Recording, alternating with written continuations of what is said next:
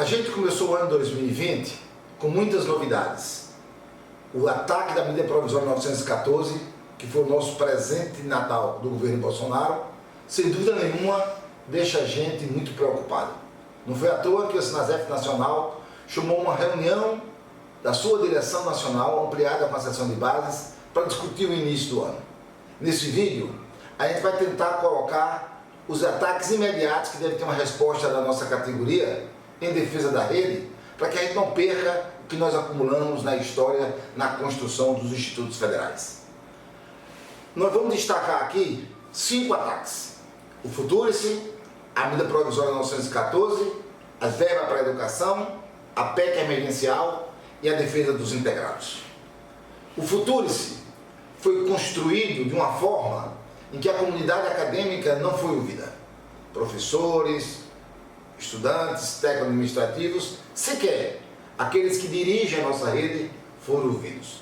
E isso mostra o caráter antidemocrático do governo Bolsonaro, que joga medidas contra os institutos sem sequer ouvir a comunidade. A abrangência do Futurice é muito forte. Ela altera 16 leis, inclusive as nossas carreiras, o processo de implementação da ciência e tecnologia, cria novas formas de organizações, como as organizações sociais, e estabelece mudanças sérias na nossa carreira. O que é que ele quer instituir com o Futurice?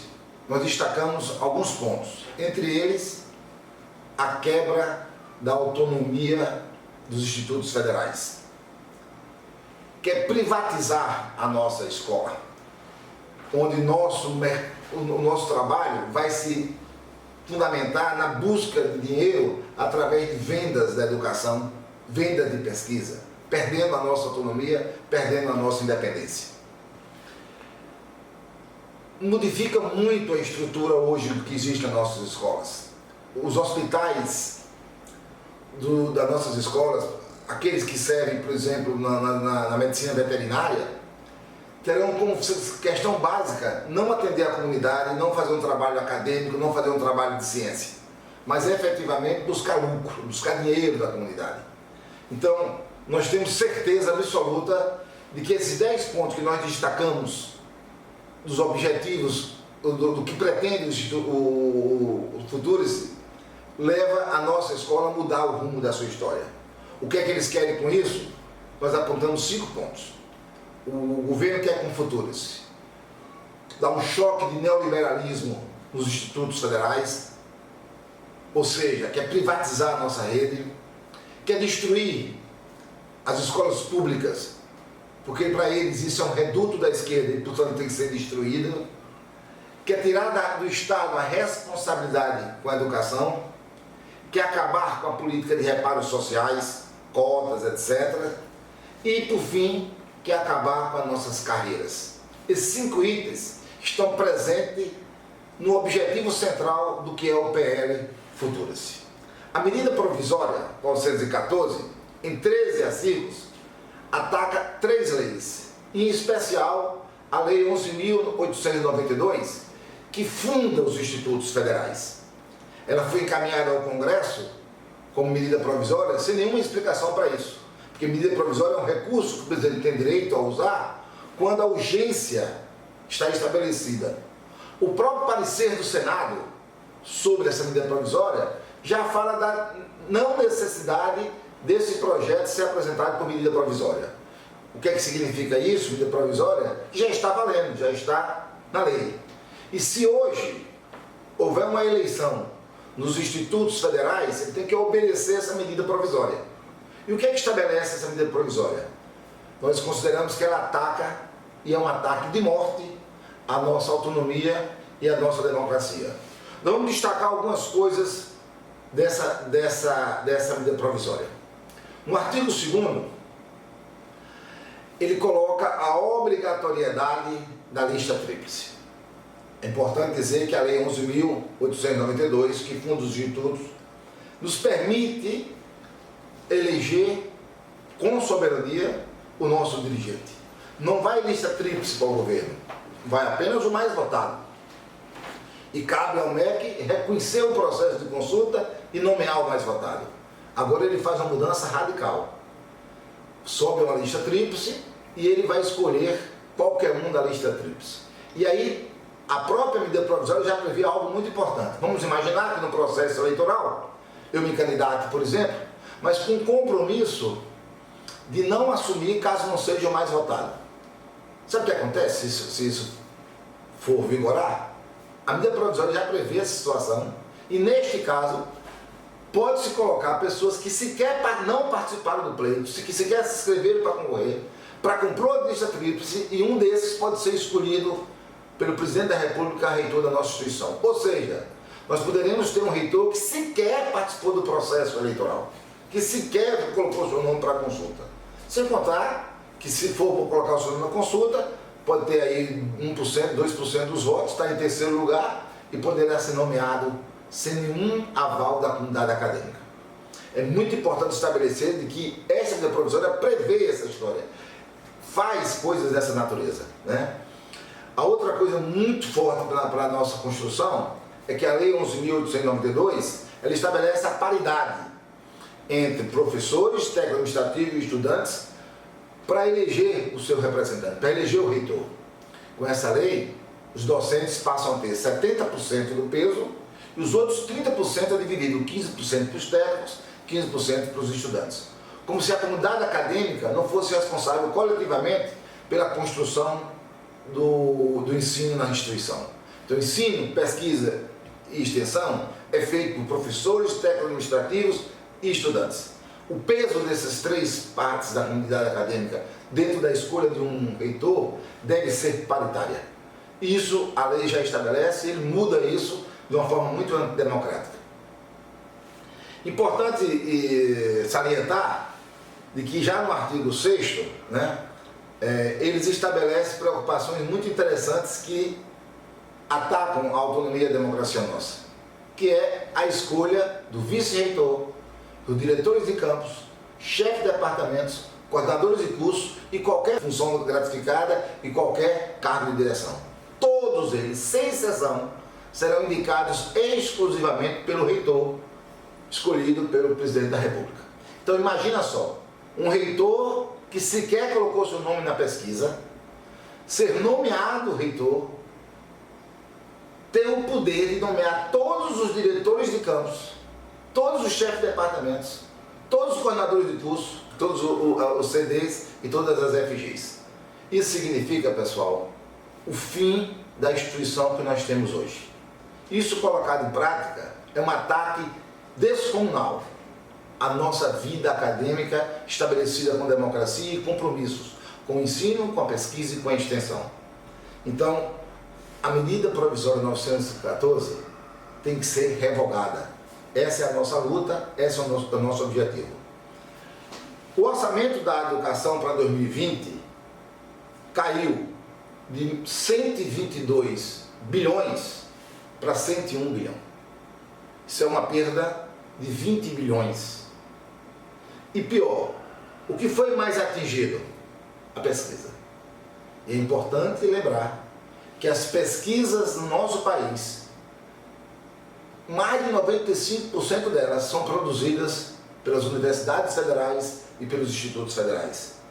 O ataque à verba para a pesquisa significa simplesmente um ataque à soberania nacional, à produção de tecnologia, à produção do conhecimento. Então, isso vai se tornar cada vez mais um país dependente. O ataque à verba para a pesquisa é um ataque estratégico que o governo faz para aumentar a dependência do Brasil aos grandes monopólios internacionais. Isso é um ataque à nossa soberania. Eu gostaria de chamar a atenção numa carta encaminhada pelo diretor do campus de Monte Castelo, é o maior campus do Instituto Federal do Maranhão, para inclusive que a gente da nossa base cobre dos diretores de todos os campos algo desta natureza. O que é que diz o diretor do campus do Maranhão, lá do campus de Monte Castelo? Ele diz o seguinte, que em 2019 o orçamento para custeio do seu campus foi de 7,7 bilhões de reais, 7,7 milhões de reais. Esse orçamento caiu para 2020 para 3,9 milhões. Assistência estudantil, que era de 2,2 milhões de reais, caiu para menos de 1 milhão de reais. Caiu para 976 mil reais. É possível garantir as políticas de inclusão, é possível garantir o estudante pobre, é possível garantir a qualidade de ensino, a qualidade da pesquisa, a qualidade da extensão, com essa queda no orçamento? Nós do Sinasef temos a obrigação de cobrar de todos os diretores de campus que coloquem no papel qual foi o corte do orçamento de 2020, que já era pequeno, para 2019. Outro grande ataque às nossas vidas nesse momento é a PEC emergencial. Nós esperávamos a reforma administrativa, o governo recuou, mas encaminhou para o Congresso a PEC emergencial. E o que é que fala a PEC emergencial?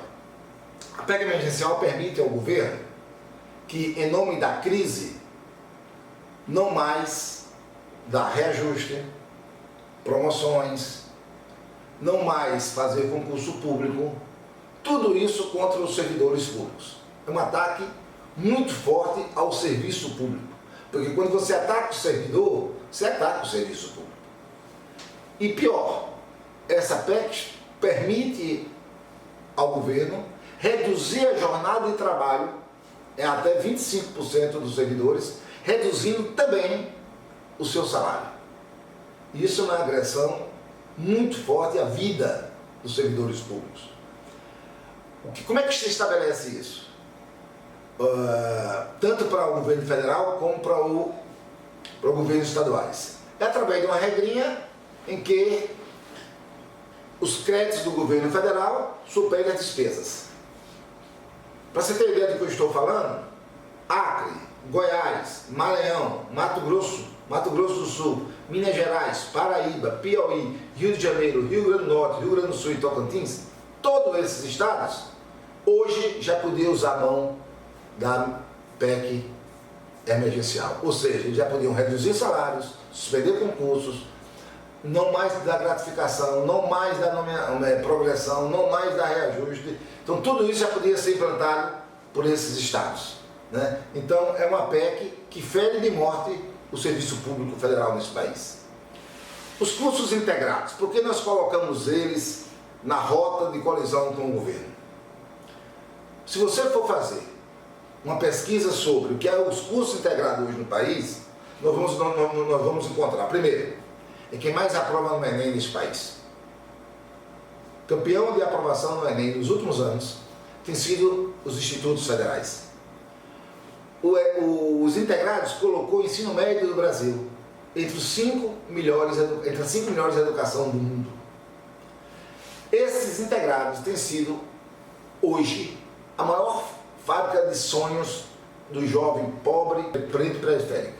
Eles são capazes de, com o conhecimento adquirido dos institutos, ocupar uma vaga na universidade e consolidar seu sonho de ter um curso superior. Essa é a marca dos integrados. E o que é que o governo faz a partir da reforma do ensino médio? Ele transfere para o nosso instituto a responsabilidade de cumprir apenas com o quinto itinerário da reforma do ensino médio. O que significa isso?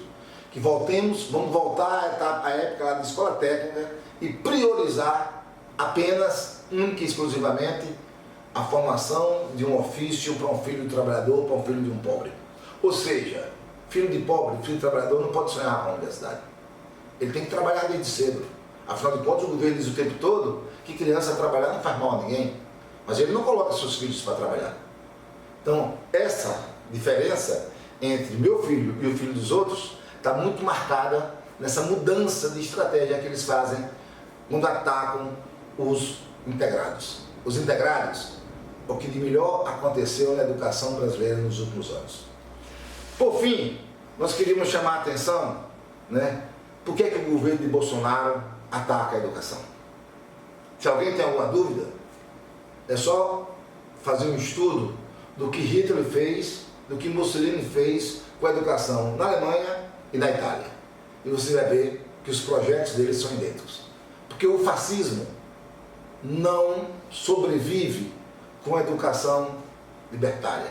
É preciso destruir a educação.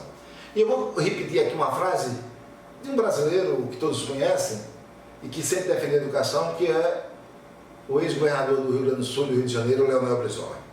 Leonel Brizola dizia o seguinte: a educação é o único caminho para emancipar o homem.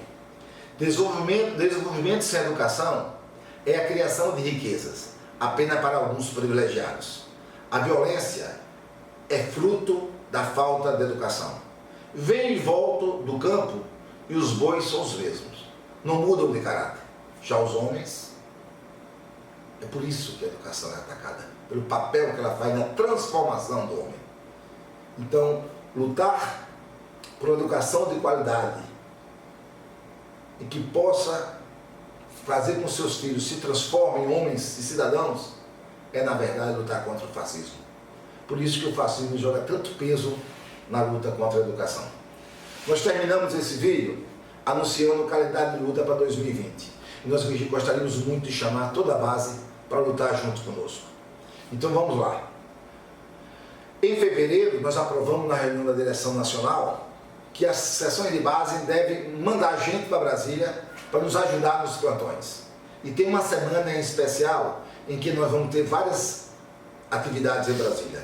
Começando no dia 11 de fevereiro, onde teremos uma reunião ampliada do Sinasef com as outras entidades do serviço público, que constitui o FONASEF. Então teremos uma reunião ampliada dos servidores públicos. No dia 12 de fevereiro, vamos ter uma audiência pública no Congresso Nacional, com as centrais sindicais em defesa do serviço público.